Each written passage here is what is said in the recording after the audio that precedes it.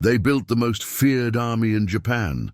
They mastered speed, discipline, and shock warfare, and yet they were completely destroyed. This is the story of the samurai clan that fought perfectly and still lost everything. If you enjoy history without glory or myths, subscribe to Fragments of History, leave a like, and comment where you're watching from.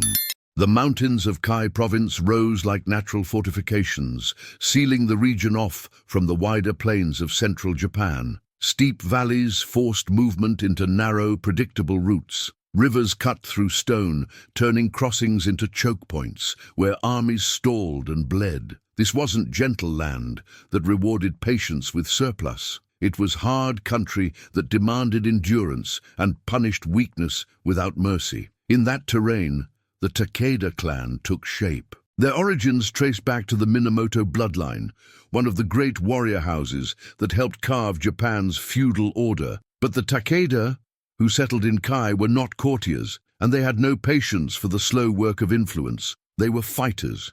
Their domain offered little agricultural wealth, but it offered something else: isolation, defensibility, and the space to build strength without interruption. If the land could not make them rich, they would make themselves dangerous. That choice changed them from provincial lords into architects of a system built for one purpose: territory-shaped identity. Kai could feed its people, but it could not buy security through trade or taxes the way richer provinces could. Prosperity would have to be taken, not grown, through conquest, through tribute, through force applied again and again until it became habit. And the same geography that isolated them also protected them, giving the Takeda a secure base, a place where an army could be trained and held in readiness while rivals argued, negotiated, and delayed. War was not a tool inside Takeda society.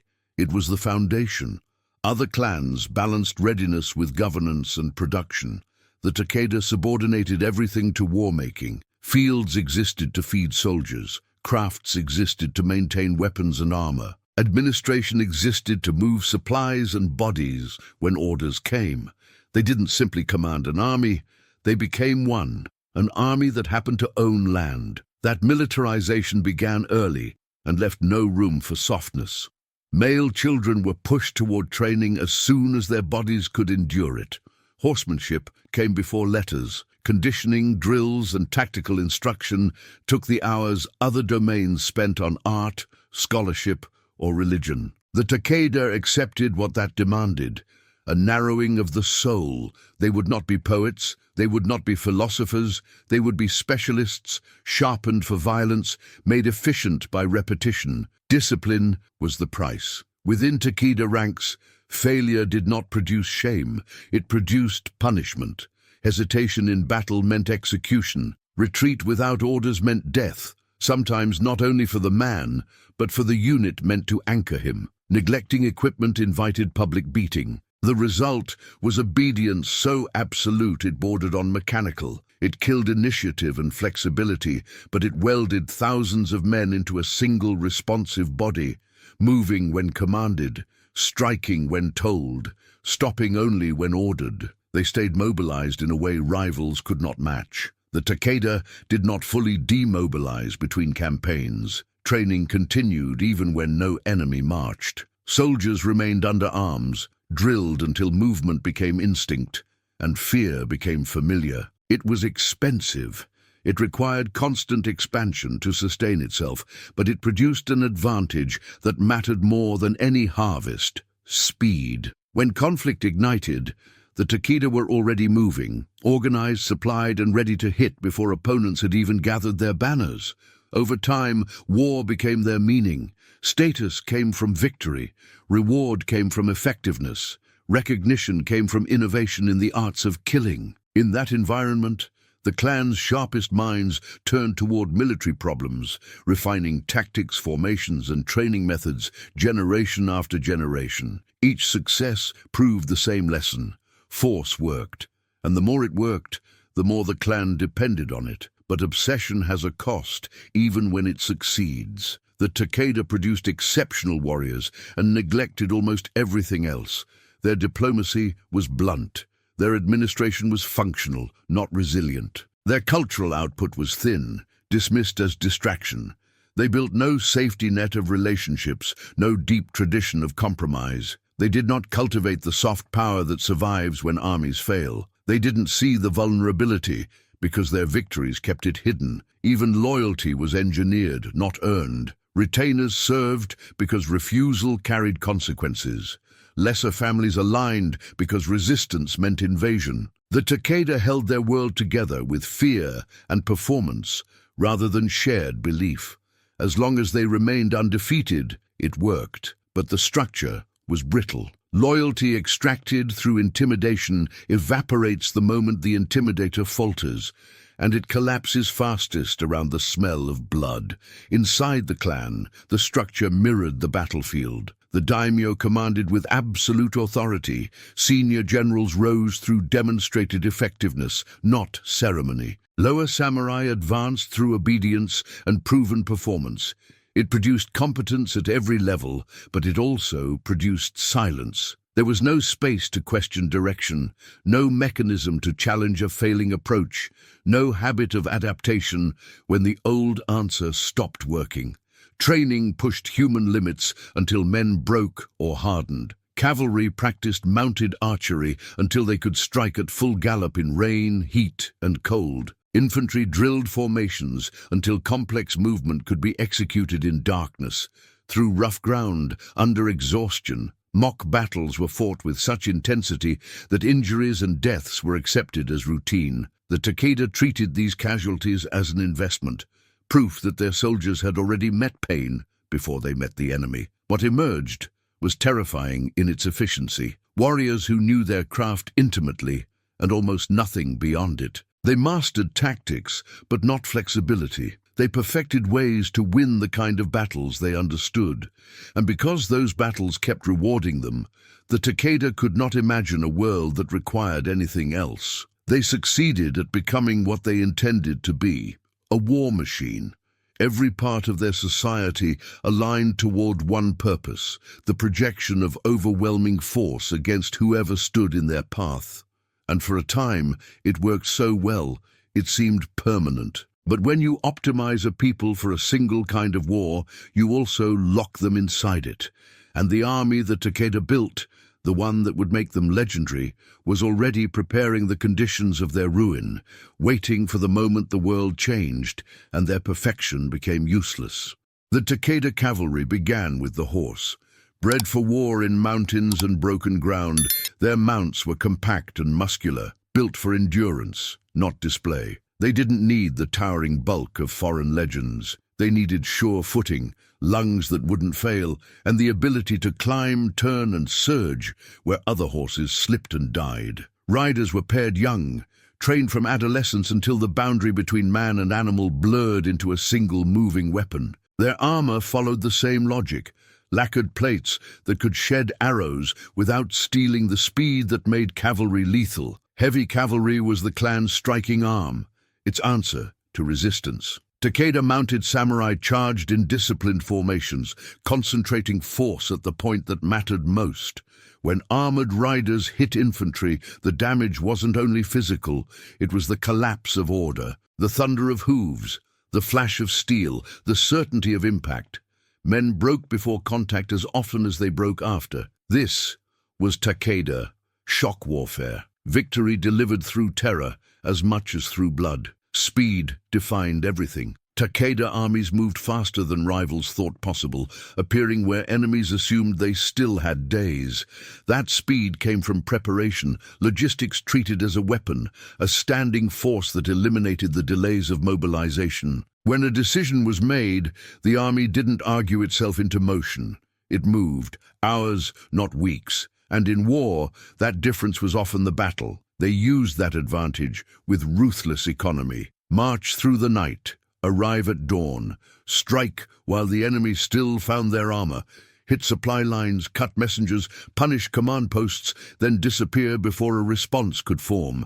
And when the enemy turned, the Takeda hit again, elsewhere, at a different angle, with the same cold rhythm. They didn't need to destroy an army in one blow. They needed to keep it off balance until it collapsed under its own confusion. Their formations reflected the same philosophy: attack first, attack hard, and keep attacking. Cavalry was concentrated for maximum shock, not spread for safety.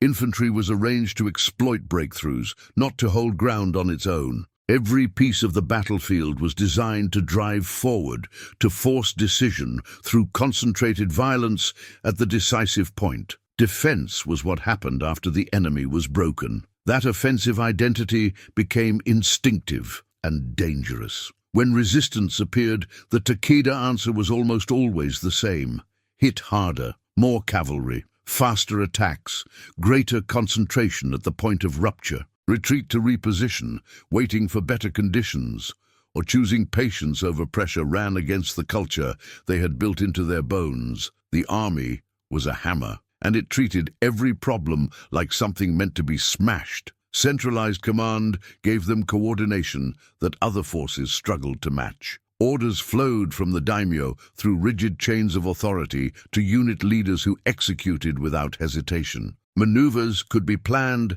and carried out with precision.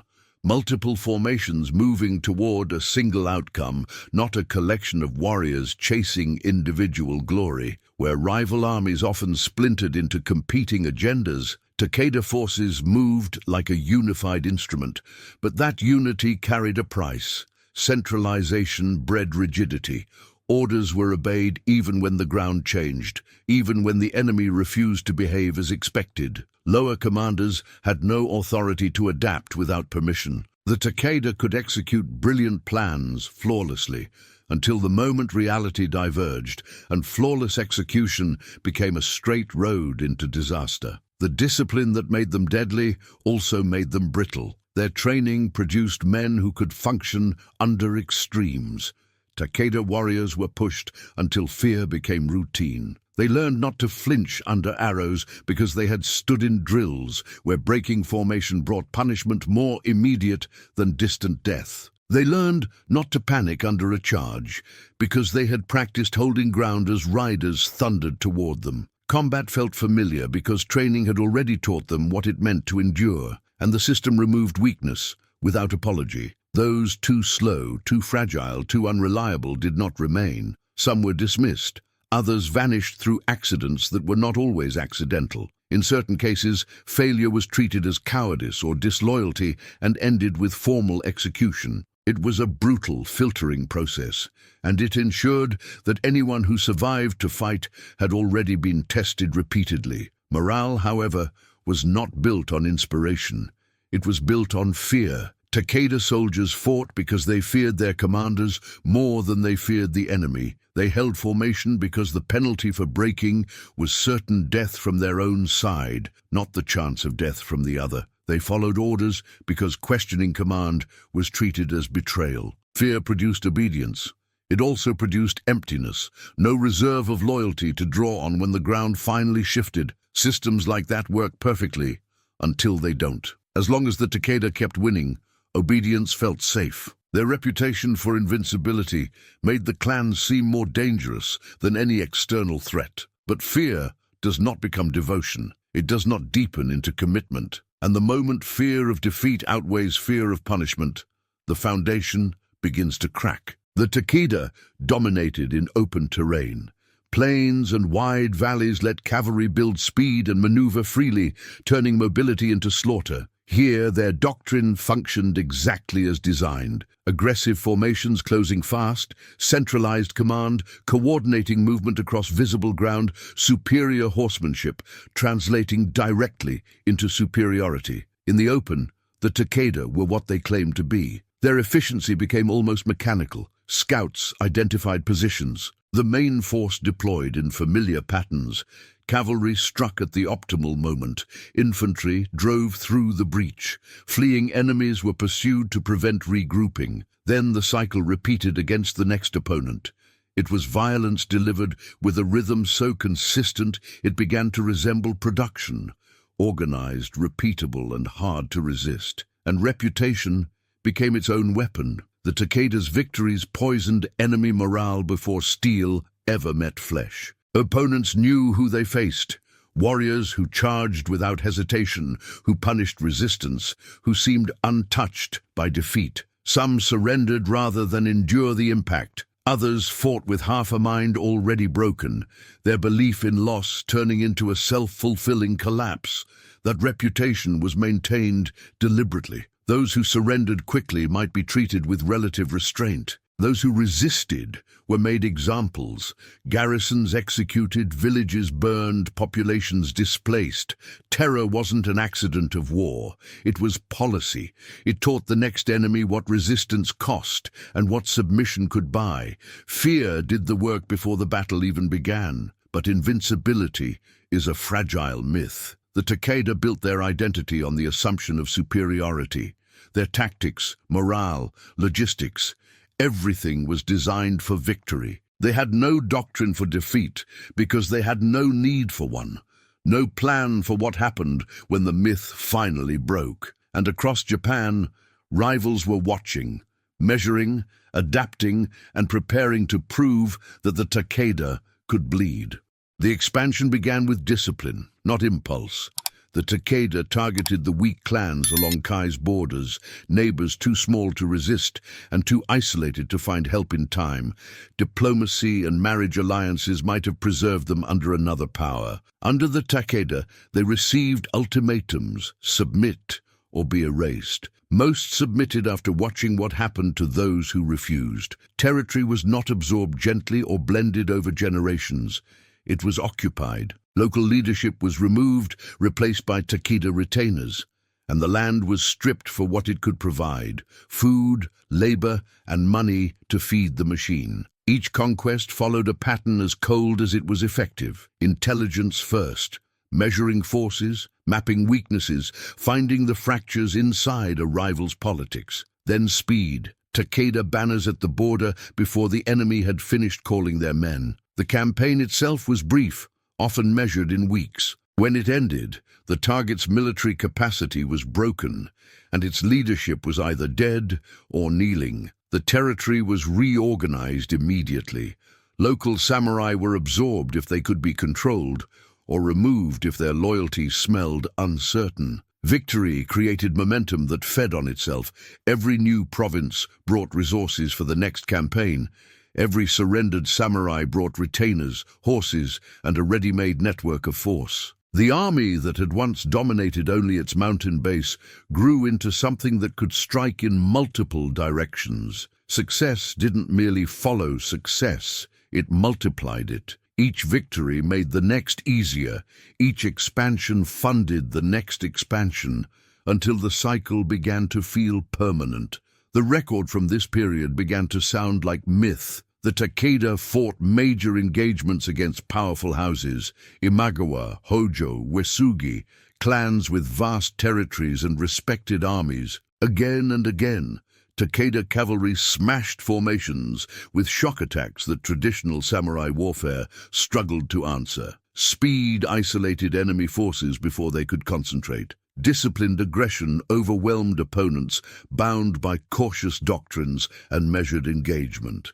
The Takeda didn't argue with the old rules of honor, they simply ran over them. Rivals who had ruled their regions for generations discovered the difference between size and effectiveness. The Imagawa, wealthy and strong, suffered a defeat that cracked their dominance. The Hojo, masters of fortifications, learned that walls meant little if an enemy refused to obligingly die in front of them.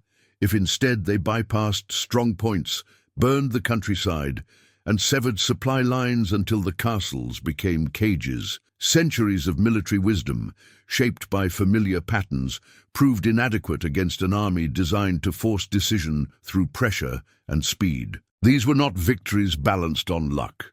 The Takeda won decisively.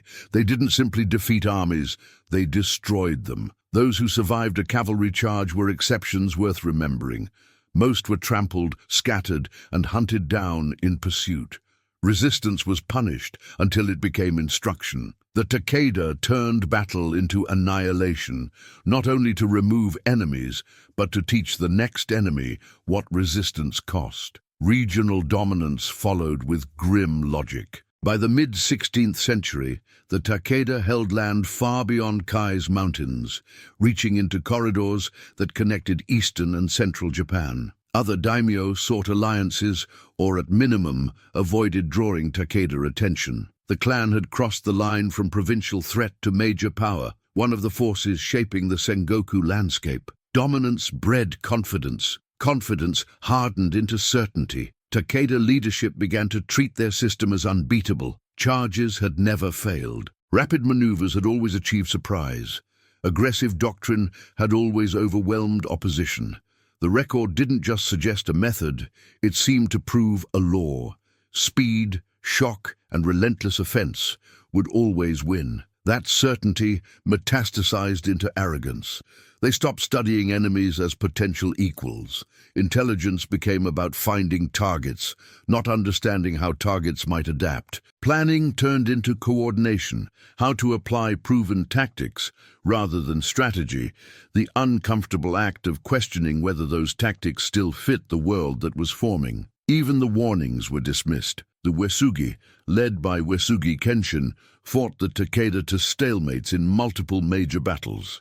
Instead of recognizing those stalemates as evidence that their approach had limits, the Takeda explained them away as temporary circumstance, bad weather, unlucky timing. Their identity could not tolerate the idea of exploitable weakness. They could not imagine a rival learning quickly enough to catch them. Hubris spread into decision-making. Campaigns multiplied. Multiple expansions were pursued at once, as if superiority could erase the problem of logistics. Gains were not fully secured before new forces were committed elsewhere. Enemies accumulated faster than control could be consolidated. Overextension was treated as acceptable risk, because risk had never punished them before. Dependence on force became total. Every problem received the same answer: deploy the army and break resistance. Diplomatic complications, intimidate. Economic strain, conquer. Political resistance, execute and replace. It worked while power remained unquestioned. It also ensured there were no alternatives when power failed to solve what it had created. The administration of conquered territories reflected that dependence. Garrison commanders ruled through martial law instead of building systems that could create real loyalty. Tribute was extracted without investment in stability. Provinces were held by force alone, ready to turn the moment that force weakened.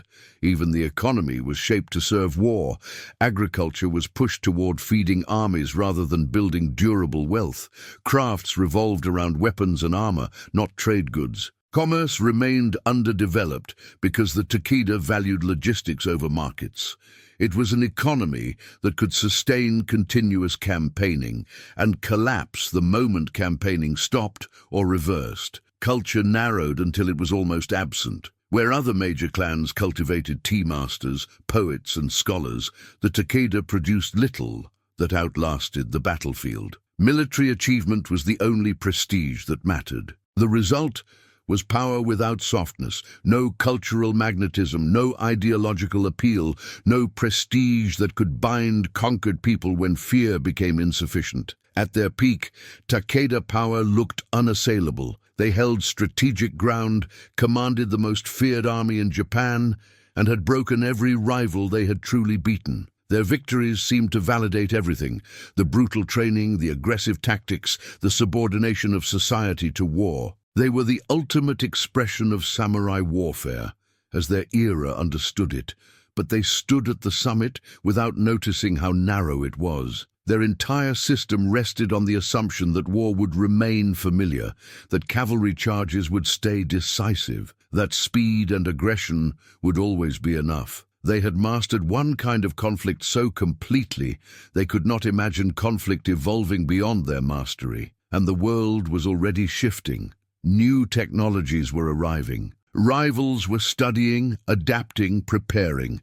Warfare was turning away from heroic shock and towards something colder, more systematic, less dependent on tradition, and less impressed by reputation. The Takeda did not see it. They would only understand when understanding could no longer save them. In 1543, Portuguese traders reached Japan carrying a weapon that would alter war more deeply than any new formation or battlefield trick. The arquebus, a crude matchlock firearm, didn't demand a lifetime of training like the bow. It didn't require the slow cultivation of skill that separated warrior from peasant. A man could learn to fire it in weeks, and even when it killed less cleanly than legend suggests, it terrified more efficiently than any blade. The crack of the shot, the smoke, the unseen force that punched through armor, death arriving without warning, without a duel, unsettled the old world. Within decades, firearms spread. War would not return to what it had been. For a power like the Takeda, this should have been the moment everything changed. Instead, it looked like a curiosity with flaws. Early arquebuses were slow to reload, inaccurate beyond short range, and unreliable in rain. A skilled archer could shoot faster and place arrows with greater precision. Cavalry could cross the distance before a handful of gunners made a difference. The Takeda saw these limitations and judged the gun accordingly. Useful for infantry, perhaps, but irrelevant to the cavalry shock that had made them feared. The assessment was technically defensible and strategically blind. The Takeda measured firearms as individual weapons, comparing one gunman to one archer, one shot to one arrow. They failed to see what mattered. Mass. A single arquebus was unimpressive. 100 firing in coordinated volleys turned open ground into a killing zone. The gun's power wasn't personal mastery, it was collective repetition. Death delivered by formation, not by talent. Defensive tactics evolved fast. Forward-thinking daimyo experimented with lines of arquebusiers firing in rotation, one rank shooting while another reloaded, then another, creating a pressure that didn't pause. They placed these men behind barriers that blunted return fire and forced attackers to cross exposed ground. Infantry, once vulnerable to cavalry, became a platform for controlled slaughter. A charge that once decided battles could be stopped cold. Oda Nobunaga understood this earlier than most. He invested in gun production, trained large units for volley fire, and built tactics designed to break cavalry-dependent armies. While the Takeda refined tradition, Nobunaga constructed a system around firearms and defensive positioning, an answer built specifically for what the Takeda were. As guns spread, cavalry supremacy began to erode. Mounted warriors still mattered for scouting, pursuit, and exploiting openings, but the decisive shock roll grew suicidal against prepared fire. Horses made large targets even inaccurate weapons could hit. Armor that shrugged off arrows could not ignore bullets. The charge, the Takeda's signature, started turning into a death sentence when met by disciplined fire behind prepared cover. The rhythm of war shifted with it. Mobile campaigns and open-field decisions gave way to positional fighting. Armies that once sought decisive clashes now dug in, built barriers, and forced battles to happen on their terms. The advantage flipped, from attackers who could concentrate force at a single point to defenders who could position firepower to shred those concentrations. It was a fundamental inversion of everything the Takeda had optimized themselves to do. Castles changed too. New fortifications favored lower, thicker walls. They incorporated firing positions built for arquebusiers, not archers. Strategic strongpoints were arranged to create overlapping fields of fire, making assaults a measured descent into loss. Siege warfare, something that Takeda had often bypassed through speed and maneuver, became central as improved defenses made certain locations effectively unbreakable through direct attack. And as campaigns grew longer and more complex, logistics stopped being an afterthought and became the spine of war. Armies needed gunpowder, ammunition, spare parts. They needed steady supply rather than sudden momentum. The Takeda model, rapid movement, intimidation, quick decisions, struggled against enemies who could sit behind defenses and force time to do the killing. Supply lines became targets. Starvation became strategy. Information changed shape as well. Knowing troop numbers was no longer enough. Commanders needed to know how many guns an enemy fielded, how much powder they had, how prepared their positions were. Technical details and logistics could decide outcomes before a sword was ever drawn. Rivals built intelligence networks for this new reality.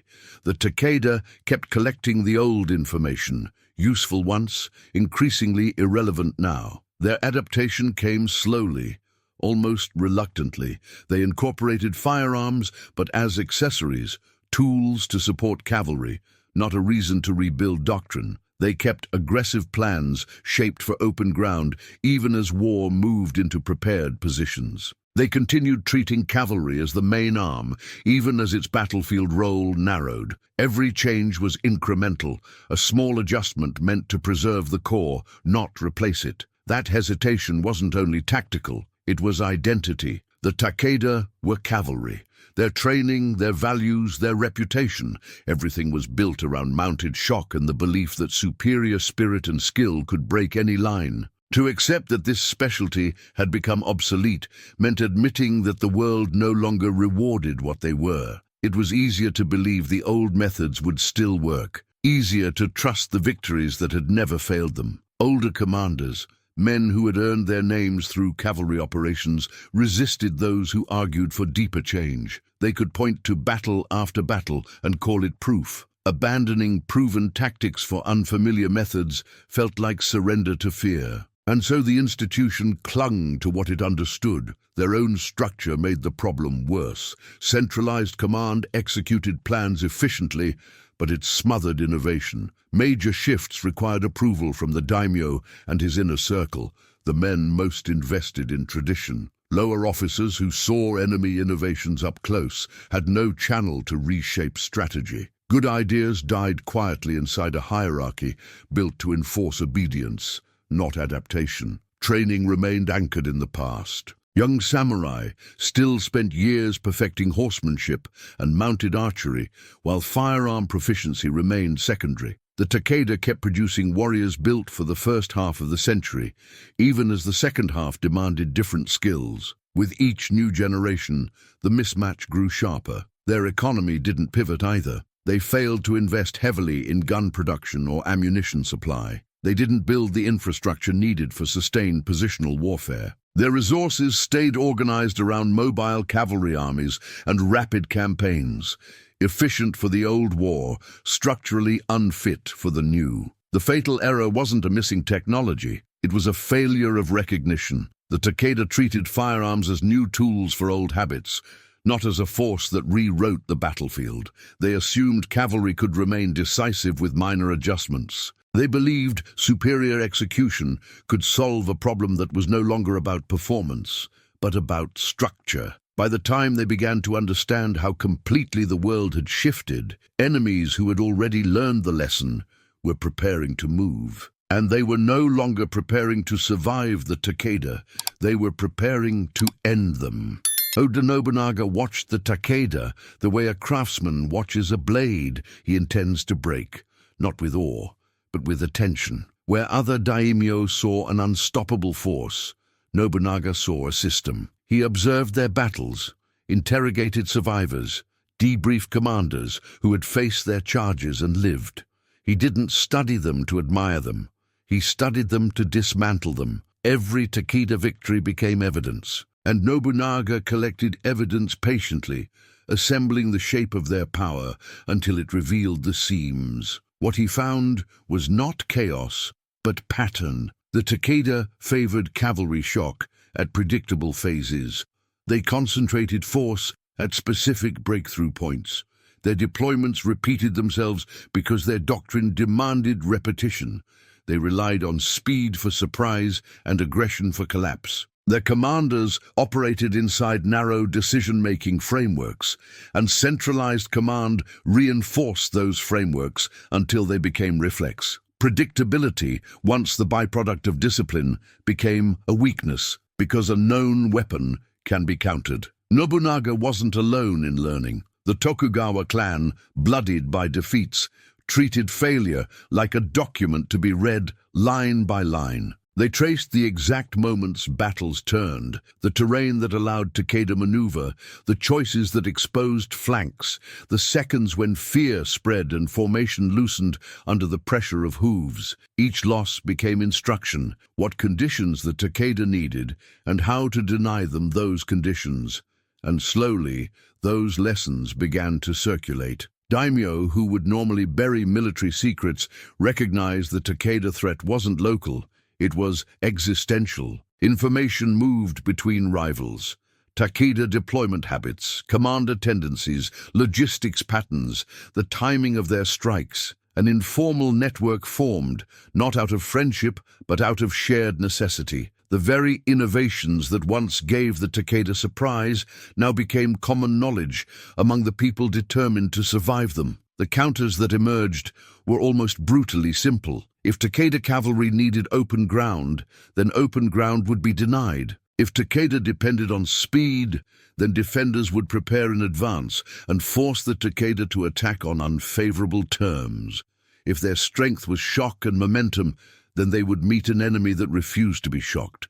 An enemy protected, disciplined, and waiting. Terrain became the first weapon. Commanders stopped seeking wide plains for honorable contests and started choosing forests, wetlands, broken ground, any place where horses couldn't build speed and formations couldn't spread. They anchored flanks behind rivers, took hills, built obstacles, and shaped approach routes into narrow corridors. The land itself began to do the killing, turning Takeda mobility into constraint and their predictability into a map. Traps followed. Once rivals understood that Takeda would strike hard at anything that looked weak, they learned to make weakness perform. Positions were designed to invite a charge, to appear vulnerable enough to trigger Takeda confidence. Then at the moment of maximum commitment, when riders were fully invested and turning back would mean collapse, hidden firepower revealed itself. Arquebusiers waited behind cover to rake cavalry flanks. Fallback lines drew the Takeda deeper into engagement,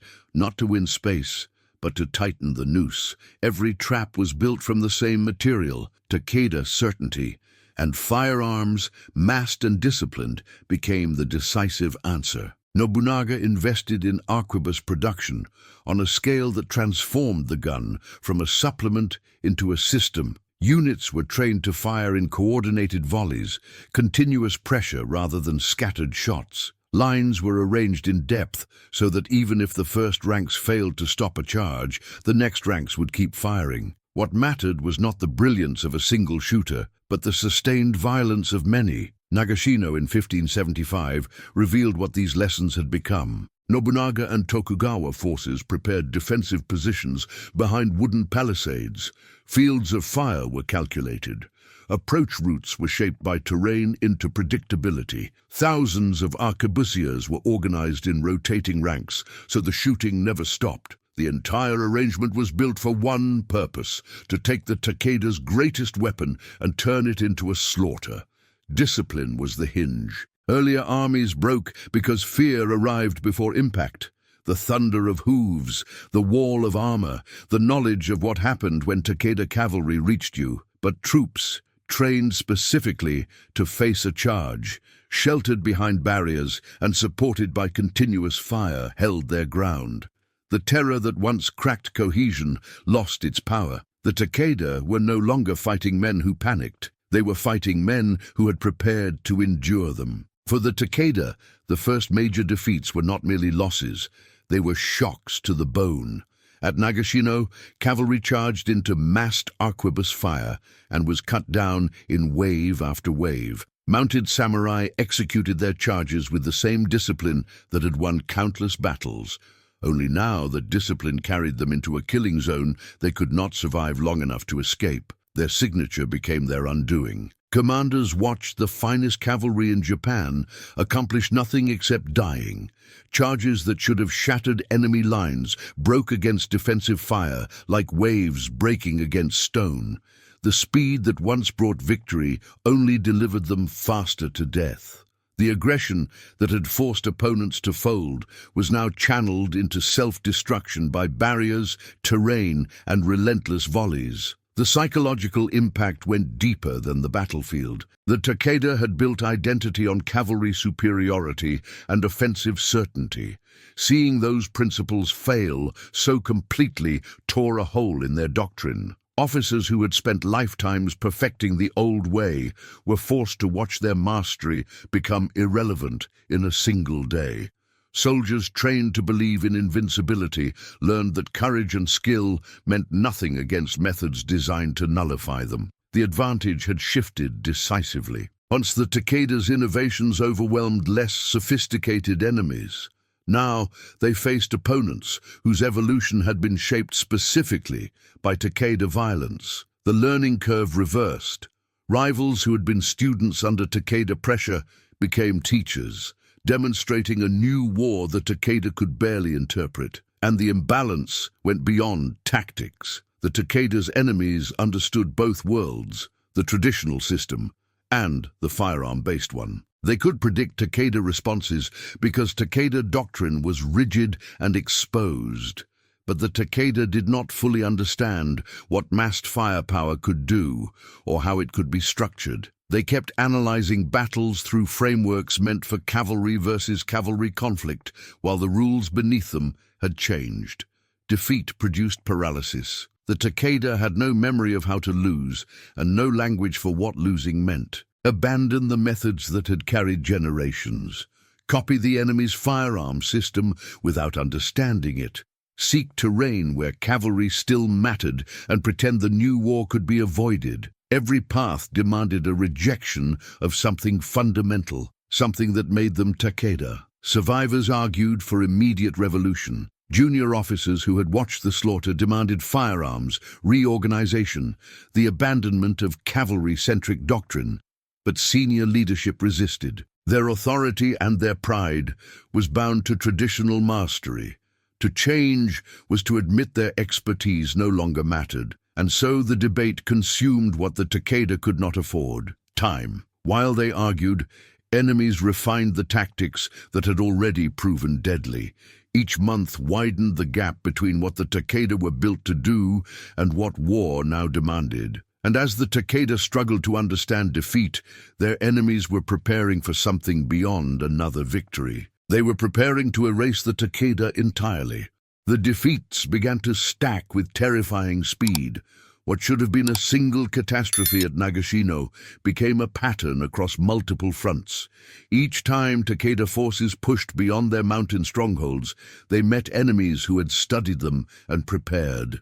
The results repeated like a sentence being read aloud: Takeda aggression crashing into prepared defenses, cavalry charges dissolving under firearm volleys, plans collapsing against opponents who seemed to anticipate every move. The army that had once looked invincible was suddenly losing, consistently, publicly, and without explanation that preserved pride. Territory that had taken decades to seize began slipping away in months. Local lords who had submitted out of fear realized the fear was no longer justified. Tribute stopped. Mobilization orders were ignored. Private negotiations began with Takeda enemies. Seeking protection in advance of the retaliation everyone could now see coming. The Takeda had built an empire held together by intimidation, and intimidation only works when force remains credible. Their force was no longer credible. The border provinces fell first. They had always been the thinnest layer of control, held by garrisons and threat, not loyalty. When those garrisons were pulled back to concentrate what strength remained, local populations rose against the administrators left behind. Some areas declared independence outright. Others invited Nobunaga or Tokugawa forces in as liberators. The Takeda weren't only facing enemies at the edges anymore, they were facing rebellion inside the territory they claimed to own. The losses created a chain reaction. Every province that slipped away reduced revenue. Reduced revenue meant fewer supplies, fewer horses, fewer men. Fewer men meant weaker armies. Weaker armies meant more provinces lost. Strategic positions that once anchored defenses were abandoned, making the remaining holdings harder to protect. The Takeda fell into a cycle where military failure caused territorial loss, and territorial loss ensured further failure. Inside the ranks, morale didn't decline, it shattered. Soldiers raised on certainty watched that certainty die in repeated engagements. The conditioning that had made them fearless, the belief that their training was unmatched and their tactics superior, dissolved into doubt, then despair. Warriors who once charged without hesitation began to hesitate. And in battle, hesitation is not reflection, it is death. The discipline that once held them together only accelerated the collapse. Fear had kept Takeda cohesion, because soldiers feared their commanders more than they feared the enemy. But when obedience meant riding into massed gunfire to certain death, the calculation changed. Death for disobeying orders became preferable to death for following them. The system had demanded absolute obedience. Now it was demanding suicide. Betrayal followed, not as ideology, but as survival. Officers and retainers reassessed the value of loyalty to a failing cause. Some opened negotiations with Takeda enemies, offering intelligence or cooperation in exchange for land and position in whatever order came next. Others abandoned posts and retreated to home territories to prepare for the inevitable. They were not choosing a new truth. They were choosing to live. The most damaging betrayals came from senior commanders. When experienced generals, men who had carried Takeda victories for decades, concluded the cause was hopeless and defected, it sent a signal stronger than any battlefield defeat. The end was real. And these defectors brought more than surrender. They carried operational knowledge, credibility, and detailed understanding of remaining defenses, troop strength, and leadership thinking. In a collapsing system, such knowledge became a blade turned inward. Desertion spread through the ranks like infection. Soldiers slipped away during night marches, vanishing into countryside where they hoped to disappear into peasant anonymity. Entire units refused mobilization, their commanders unable or unwilling to enforce discipline when they no longer believed in the purpose of continued fighting. The army that had once been Japan's most disciplined force began to dissolve into individual instincts. The command structure failed the moment it needed flexibility. It had been designed to execute centralized orders with precision. Now those orders led repeatedly into predictable disasters. Field officers could see reality clearly, but had no authority to deviate from plans imposed from distant leadership. Meanwhile, senior commanders, men shaped by decades of victory, could not accept that their strategic assumptions were obsolete. The result was lethal. Capable officers forced to execute operations they knew would fail. Communication failures made it worse. The systems that once coordinated fast-moving campaigns assumed stable territory and reliable messengers. As provinces fell and forces scattered, those links degraded. Orders arrived too late. Intelligence described situations that no longer existed. Requests for reinforcements went unanswered because there were no reinforcements left to send. The command structure broke into fragments, isolated forces making decisions without a coherent picture of the whole. Insubordination followed. Junior officers began ignoring commands they recognized as suicidal. In the era of victories, such defiance would have meant immediate execution. Now it went unpunished, because those tasked with enforcing discipline were themselves doubting whether obedience served any purpose at all. Authority drained out of the hierarchy, replaced by desperate personal judgment at every level. Retreat became more common than advance.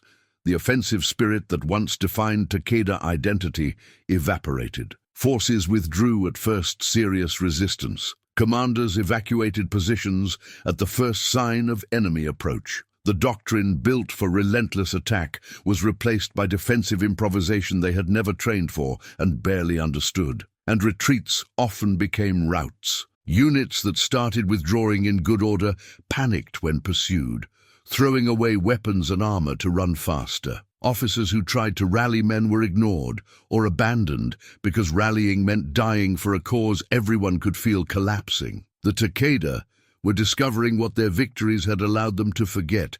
Armies built on fear disintegrate fast once the fear stops working. Logistics, once a strength, collapsed under the demands of defense. Systems designed for rapid campaigns and living off conquered territory could not sustain prolonged fighting on home ground. Ammunition for the firearms they were belatedly trying to integrate ran short. Food failed to reach units still in the field. The economic structure that had supported war began to fail alongside the army it existed to feed. Even their fortifications betrayed them. The Takeda had always been attackers. Their castles and strongpoints were positioned for offense, not for holding shrinking territory against firearm-based siege warfare. They lacked the modern defensive architecture that made positions truly resilient. When they fell back to prepared stands, they found those stands were built for an older war, one that no longer existed. The dissolution became measurable. Units of thousands shrank into hundreds. Elite cavalry formations became skeleton forces, sometimes with more officers than soldiers. Weapons and armor accumulated in storehouses because there were no longer men to carry them into battle. The machine was coming apart faster than any enemy could have dismantled it. Takeda leadership faced only impossible choices: continue fighting and guarantee complete destruction, attempt surrender and beg for mercy from enemies who had suffered under Takeda expansion for decades, fragment what remained and hope some part might survive as something else. Each option led to the clan's end. Only the manner of the ending remained uncertain, and their enemies, recognizing the Takeda were finished, moved to make sure the destruction would not be partial. It would be total.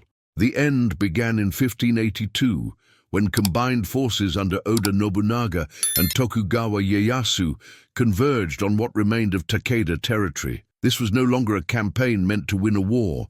It was a closing operation, designed to ensure that Takeda could never recover. The Allied armies sealed the mountain provinces that had once been the clan's shield, cutting the passes, choking the valleys, and turning Kai's harsh geography into a prison. The ground that had protected the Takeda for generations became their tomb. The encirclement was methodical and complete. Nobunaga's forces took every route that offered escape. Supply lines were severed, messenger roads were blocked. The Allies did not rush into costly assaults. They waited because time was now a weapon. Each day the trapped defenders consumed what little remained, while their options narrowed to nothing. The siege was not built to break walls quickly. It was built to collapse a people by starvation, isolation, and inevitability. Desperate fighting flared as Takeda forces attempted to punch through the ring. These were not the disciplined cavalry charges of legend. They were frantic ruptures, small groups of men gathering what remained of courage and attempting to force a gap before it closed again. Most breakouts were detected early and met by prepared firearm lines that cut them down before they reached contact. On the rare occasions a breakthrough achieved initial surprise, the result was only a different kind of trap. Allied reserves were positioned to respond immediately, mounted units ready to pursue and destroy anything that slipped past the first layer. Those who escaped the siege line found open ground with nowhere to go, surrounded, hunted, and finished within hours. The few who avoided immediate pursuit escaped into emptiness. No supplies, no safe destination, no ability to regroup into resistance. The last resistance gathered around what remained of Takeda leadership at their primary fortress. The surviving elite assembled for a final stand everyone understood as suicide. They were not fighting for victory. Victory was impossible. They were not fighting for survival. None expected to live. They fought because the alternative was to accept extermination without resistance, and their world demanded resistance even when it achieved nothing. It was honor severed from strategy, the performance of a role even as the role's era was ending. Inside the fortress, hope was gone. The walls had been designed for a different kind of attack, against enemies armed with the old weapons. They could not withstand artillery and massed firearms. Supplies were nearly exhausted. No relief force was coming. There was no army left to send. The defenders were already dead. The only choice remaining was how the end would take them. The Allies had no reason to hurry. Artillery was positioned, bombardment began, steady, systematic, collapsing structures without exposing infantry to unnecessary risk. Arquebusiers maintained constant pressure on any defender who showed themselves on the walls. This was not the kind of war that Takeda had mastered. There was no contest between worthy opponents, no decisive clash of shock and courage. There was only procedure, destruction carried out with patient efficiency. When the final assault came, it came everywhere at once. Breaches opened at multiple points, and Allied troops poured in with numbers that made resistance meaningless. The Takeda defenders fought with the desperation of men who had nothing left to lose, inflicting casualties but unable to change the outcome. The fortress was cleared, room by room, courtyard by courtyard. Those who surrendered were executed. Those who continued to fight were killed where they stood. No prisoners were taken because the objective was not victory. It was elimination. After the fall, the killing continued with method. Soldiers moved through the ruins, identifying and executing anyone believed to be Takeda, members, retainers, those who might carry the clan forward. Bodies were searched for marks and possessions. Survivors claiming to be servants or peasants were interrogated and often killed anyway, rather than risk letting someone significant disappear into the mountains. The intention was clear, not to defeat an army, but to erase the class that could rebuild it. Takeda leaders were targeted for public death. Those captured alive were denied the kind of ending their culture recognized as a warrior's. They were displayed, humiliated and executed as a message, proof that the Takeda were not defeated rivals to be respected, but broken enemies to be punished. The theater mattered. It made the new order visible, and it made resistance feel pointless. The destruction did not stop with bodies. It extended into memory. Archives were burned, records of history, achievements, lineage. Monuments and temples associated with the clan were destroyed. Lands were confiscated and redistributed to loyal retainers, removing the territorial foundation of Takeda power. Administrators were installed to replace what the Takeda had built. The objective was not only to remove the Takeda people, but to remove the evidence that they had once mattered. Even the name became dangerous. In regions where the Takeda had ruled, the clan's identity turned into a liability. Survivors who claimed Takeda lineage faced persecution. Children were taken from surviving families and raised without knowledge of their heritage.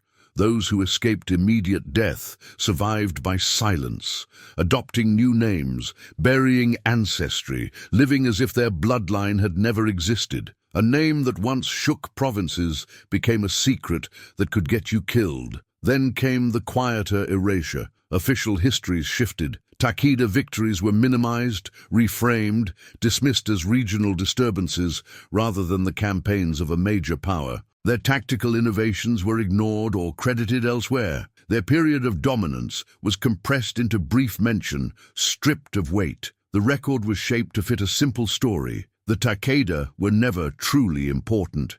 Within a generation, they ceased to exist in any meaningful sense. The army was destroyed, the leadership was dead, the territories were absorbed, the name was hunted, the narrative was rewritten. What had been one of feudal Japan's most feared war machines became scattered survivors hiding their identity, and a few lines in histories written by the people who ended them. Those who remembered the Takeda as they had actually been, the cavalry, the victories, the machine that had dominated an era, learned to keep those memories private. The official story had no space for inconvenient truth. To speak too clearly was to invite suspicion about why you knew and what you might still be connected to. So the truth narrowed into whispers, and then into nothing at all. The speed of it was as shocking as its finality. From dominance to extinction took less than a decade. A military tradition, a warrior culture, a clan that had shaped an era, erased so thoroughly that, within years, people began to treat accounts of their former power as exaggerated legend rather than recent history. And the silence they left behind became its own warning. One other clans would study for centuries, whether they admitted it or not. Strength without adaptation is only borrowed time. The Takeda had been the strongest military force of their era, cavalry no rival could match, tactics that had broken every opponent put in front of them. But strength optimized for a specific world becomes a liability when the world changes. The Takeda did not become weak in spite of their specialization. They became weak because of it. They built everything around mastering one form of warfare, and when that form became obsolete, their strength turned into a trap. Other daimyo studying the collapse recognized a hard truth. Being the best at traditional warfare meant nothing when warfare itself transformed. Yesterday's dominance could become tomorrow's vulnerability. The lesson drove innovation across Japan, not out of curiosity, but out of fear. Proven methods were not safety, they were potential suicide. Adapt continuously or face extinction regardless of your record. Tradition revealed itself as a possible death sentence. For the Takeda, cavalry warfare wasn't a preference. It was identity. Their society existed to produce mounted warriors. Training, values, self-conception, all built on that tradition. To abandon it meant questioning who they were at the deepest level, but it was precisely this attachment that killed them more surely than any enemy blade. The clans that survived learned something colder. Tradition must answer to survival.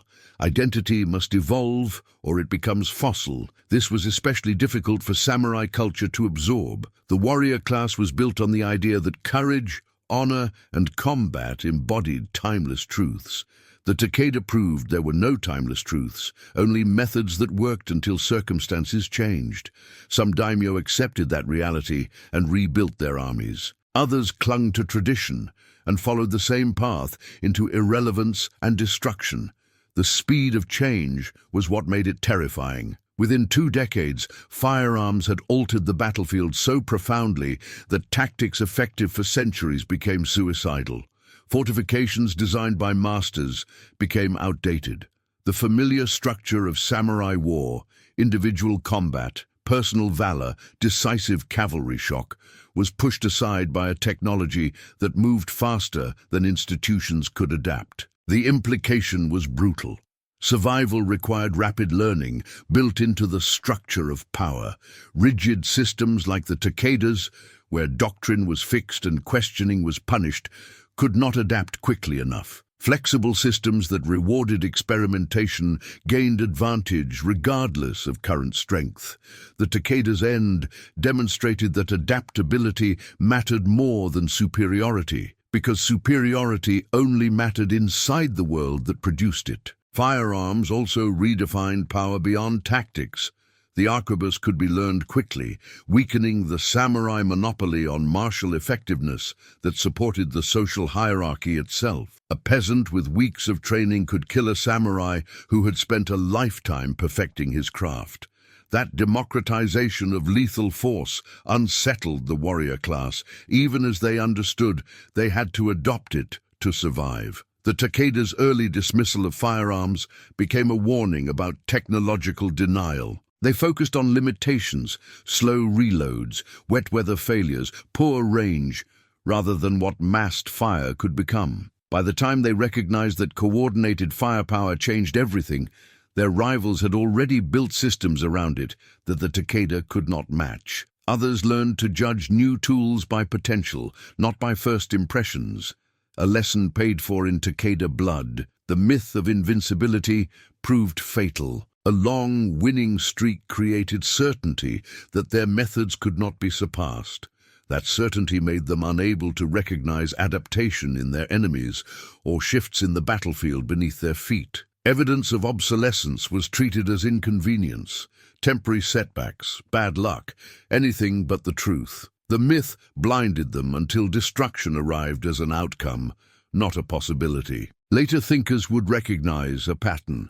Dominant forces grow, invested in the methods that made them dominant. Success becomes a prison. The very evidence that proves a system effective becomes the reason it cannot evolve when circumstances demand change. The Takeda embodied that trap perfectly. Their victories locked them into frameworks that guaranteed future defeat. Rigidity's price was extinction. The Takeda's centralized command, fixed training, and doctrinal inflexibility had been strengths when their world rewarded them. When adaptation became necessary, those same strengths turned lethal. Organizations built to execute predetermined plans cannot improvise when the plan stops working.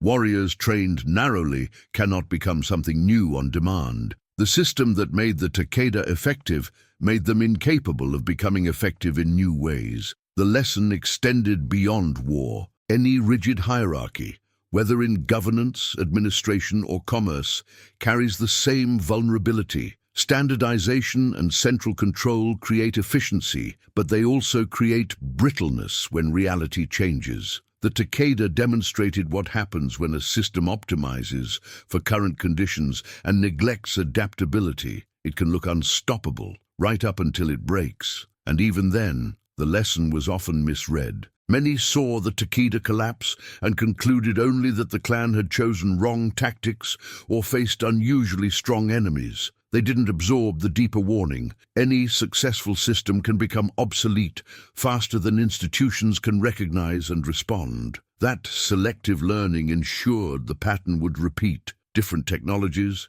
different doctrines, the same human failure. For the samurai class, the implications cut deeper than strategy. If warfare had become massed firepower rather than individual excellence, what did that mean for Bushido? If peasants with guns could kill trained warriors, what justified privilege? The Takeda's fate raised questions that threatened the foundations of the social order. So many chose the safer interpretation.